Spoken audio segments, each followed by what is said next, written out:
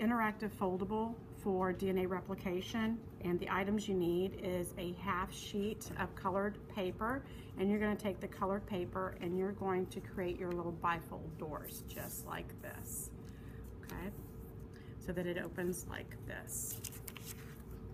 All right, you'll need tape, you're going to need a marker, and you're going to need scissors, and then you will have a template of 2 double helix DNA strands. Okay, one for the inside and one for the outside. So you're going to trim these down like so.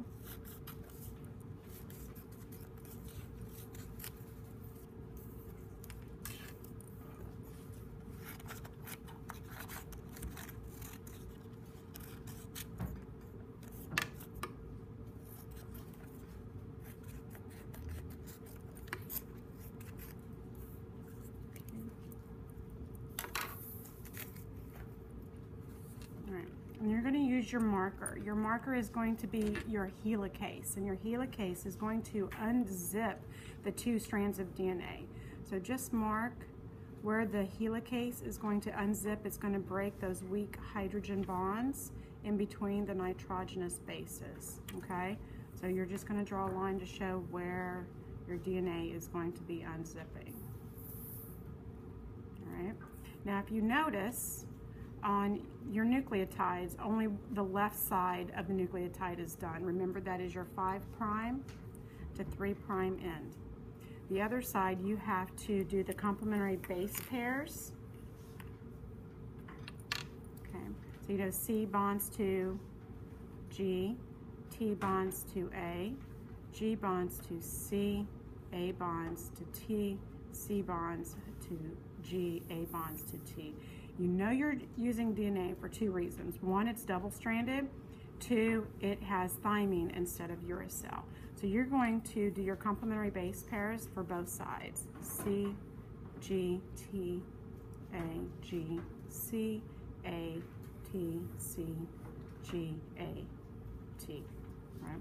And you'll also notice that the G's and A's, the nucleotide box, is bigger than the C's and the T's, and that's because the adenine and guanine are your purines, which are your large bases, and your C's and T's are part of your pyrimidines, which are your small bases.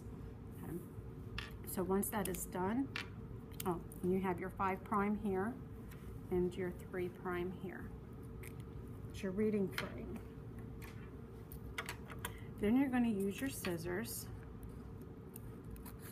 and cut out along where your helicase is unzipping. So you're going to physically unzip your DNA molecule.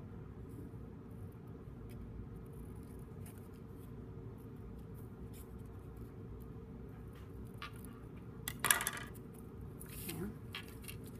So you're going to put this on this side.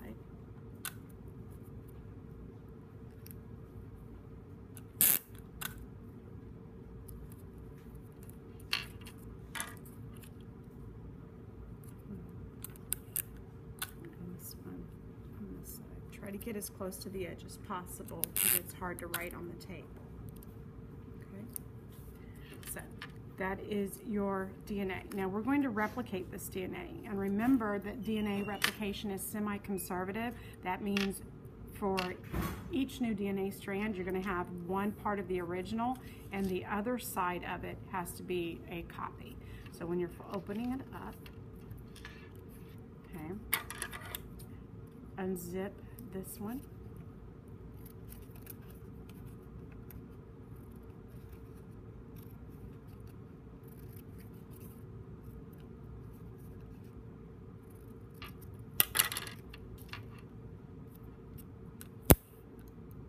Let's move this over to that fold. See how it goes into the fold?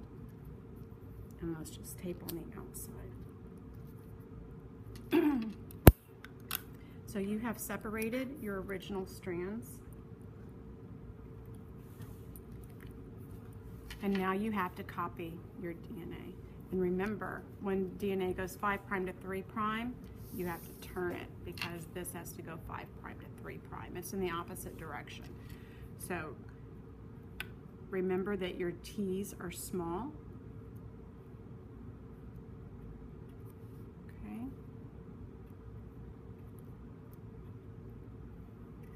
C to G, A to T,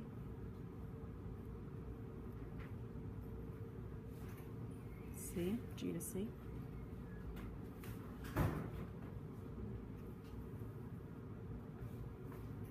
T to A,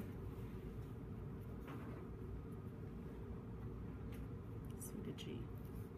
Okay, and you also have to have your sugar,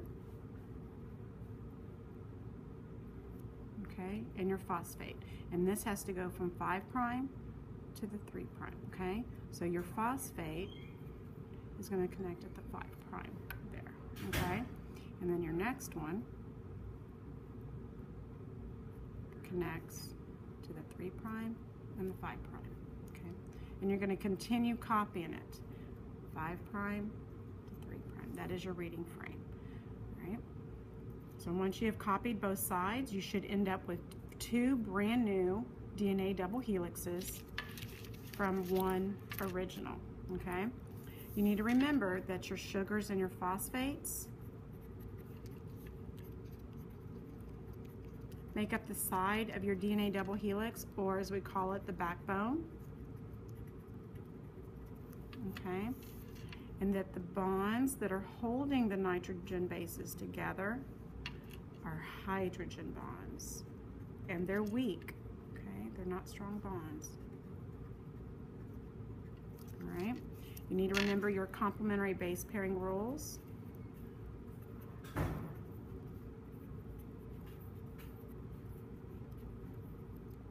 For DNA is A bonds to T, T bonds to A, G bonds to C, and C bonds to G, okay? So, and then when you are finished, when you replicate your DNA, you need to label this as your original strand.